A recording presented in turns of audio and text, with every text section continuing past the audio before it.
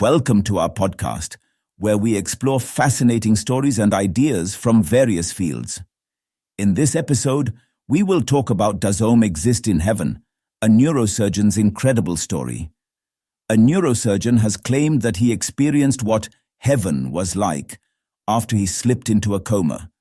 Dr. Eben Alexander, in his book, Map of Heaven, a neurosurgeon explores the mysteries of the afterlife and the truth about what lies beyond, talks about traveling through a series of realms which defied all the known laws of science.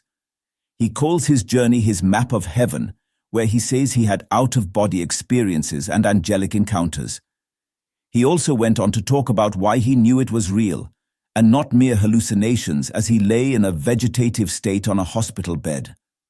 Alexander writes that he landed in a coma after contracting meningitis, and his chances of survival were zero. He worked at the Lynchburg General Hospital in Virginia and was admitted there. He says he was in a deep coma, a vegetative state, and all the higher functions of my brain were offline.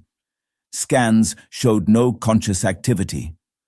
The coma continued for 7 days, and during this time, he says, his consciousness went on a voyage through a series of realms, each one more extraordinary than the last. He says he knows the journey was not something happening inside my head. Recalling what he went through after slipping into a coma, Dr. Alexander said he felt like being buried in earth, but he sometimes heard and saw other entities. While he couldn't remember what it was like being human, he says that even there he was still questioning what was happening around him. Sometime later, he says he saw light coming from above, a circular entity emitting a beautiful heavenly music that he called the spinning melody. It was like a rip in the fabric, and he went through that rip, up into a valley full of lush and fertile greenery, where waterfalls flowed into crystal pools. Alexander says he witnessed stunning blue-black velvety skies filled with swooping orbs of golden light, and heard angelic choirs produce hymns and anthems far beyond anything I had ever encountered on earth.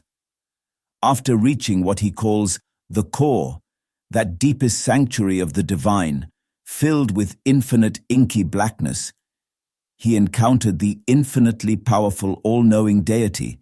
He says he later called it Om because of the sound vibrating through that realm. He says throughout his journey he had a guide, a beautiful woman he had never seen before, whose gaze led to an abundance of emotion, which was neither romantic love nor friendship.